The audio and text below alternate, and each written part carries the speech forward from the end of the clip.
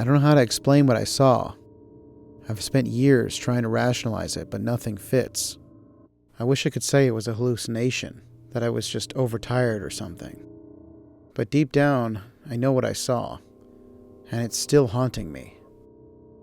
It all began one Thursday morning when I was working in my office on the 5th floor of a mostly empty, post-COVID 8-story office building. A suburb of Jacksonville, Florida, stretched beneath me. And on most days, the view was something I could just sort of forget about. I was trying to focus on the paperwork stacked in front of me.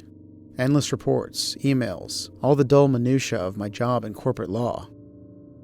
My phone had been buzzing non-stop, but I found myself zoning out. Something about the day felt off, like maybe the humidity or the oppressive grayness of the sky outside, but it made the whole place feel like a tomb. I had been staring at my computer screen for what felt like hours when I absent-mindedly glanced out the window to my left. The office was situated at the corner of the building, so I had a perfect view of the trees surrounding the property. The woods were vast back there and filled with numerous cypress trees, stretching upward in a dark, cluttered mass. It was still early enough that the sun hadn't burned through the haze, casting long, distorted shadows on the ground. That's when I saw it. The trees on the far edge of the lot, where the brush thickened into an almost impenetrable forest, moved. But not the way the wind normally moves them.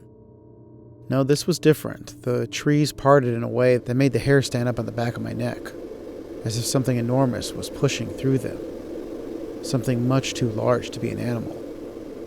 For a brief moment, I thought it was just the wind or something, but then I noticed limbs stretching and retracting. The tree shook as it passed, and I heard a faint, hollow sound from far below, as though the ground itself was quaking. I blinked, rubbed my eyes. When I looked again, the figure was gone. I tried to convince myself it had been my imagination. Maybe the storm clouds had played tricks on me, or I was just too tired to focus.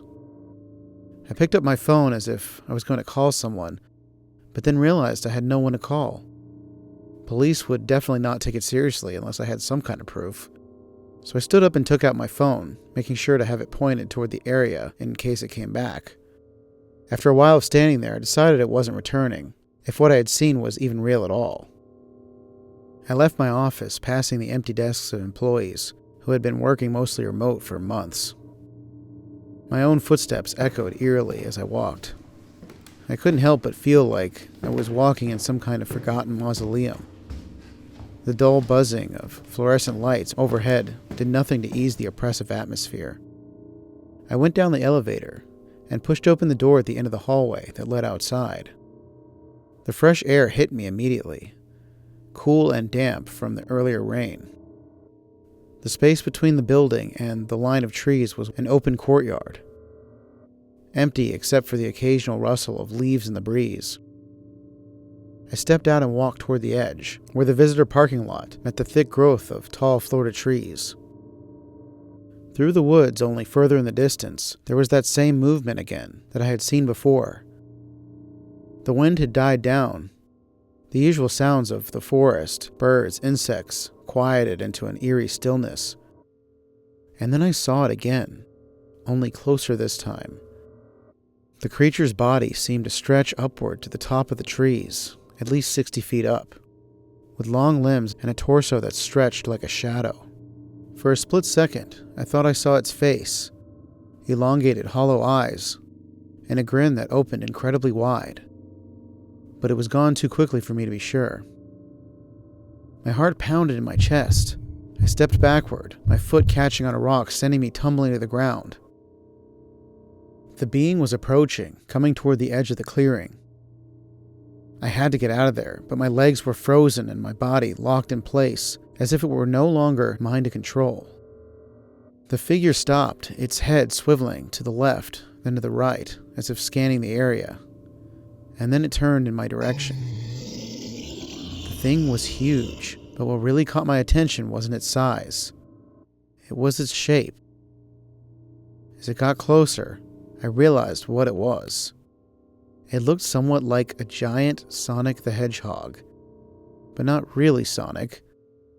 It had the same spiky quills on its back, but they were dark and sharper, sticking out at all angles. Its legs bent at strange angles, stretching too far like a spider's limbs. And its arms? They were so long they reached almost to the ground, ending in claws that looked like they could rip through steel. However, its face was the worst part. The eyes were huge and glowing, too wide and bright. And its mouth, it was a large grin, but stretched so wide it looked like its face might tear open at any moment. It was like a sick, monstrous version of the happy, goofy character from the games. It was moving toward me now, its head swiveling from side to side like it was sizing me up. I don't know why, but I finally snapped out of my shock. I turned and ran. I ran like I'd never run before, my feet pounding against the ground. I burst into another area of trees to my right, branches all around me slapping against my face. The sound of the creature's movements followed closely behind, quickly and fluid, like it was gliding just out of sight, waiting for me to make a mistake. And then up ahead I saw a clearing, a patch of open ground lit by the moon. I pushed myself harder, desperate to reach it, my heart racing faster with every step. I stumbled through the last row of trees and into the clearing, and that's when I saw an altar. A stone structure of a bowl, covered in strange symbols and worn by time. But it wasn't the altar that made me stop, it was the bones. The ground beneath it was littered with various bones and carcasses, scattered in every direction. Some were arranged in piles, others stacked neatly. Before I could think, I heard it, a low, guttural growl. It came from the trees behind me, and then I saw it again. The creature had followed me into the clearing, its glowing eyes cutting through the shadows. The grin on its face was even wider now, and I knew right then there was no way out of there. But I didn't even think. My body seemed to move on its own, my legs pushing me away from the altar, deeper into the trees. I didn't look back, I couldn't, but I knew it was right behind me, getting closer. In a blur of panic, I charged through the dense underbrush, ignoring the thorns that tore at my skin, my legs numb with exhaustion. Just as I thought I couldn't go another step, I stumbled onto a narrow dirt road, barely visible through the trees. I heard the creature's breath grow louder, like it was right behind me. Desperation surged in my veins, and I pushed forward, my eyes scanning for anything that could help. Suddenly, I came across a parking lot and realized I had come out the other side where the employee parking lot was. My car was parked at the edge of the lot, and as quick as I could, I dove inside it and slammed the door shut, twisting the key in the ignition. The engine roared to life, just as I saw the creature's silhouette emerging from the trees, its eyes gleaming like two moons. I slammed my foot on the gas, the tires screeching as I peeled out of there, not daring to look back. I didn't know if it was chasing me, but I didn't care. I just kept driving, until the forest faded into nothing in my rearview mirror. I quit my job the next day, after calling the police and immediately being laughed at. I still find myself questioning if it was real. Yet I hope no one ever goes back in those woods again to find out.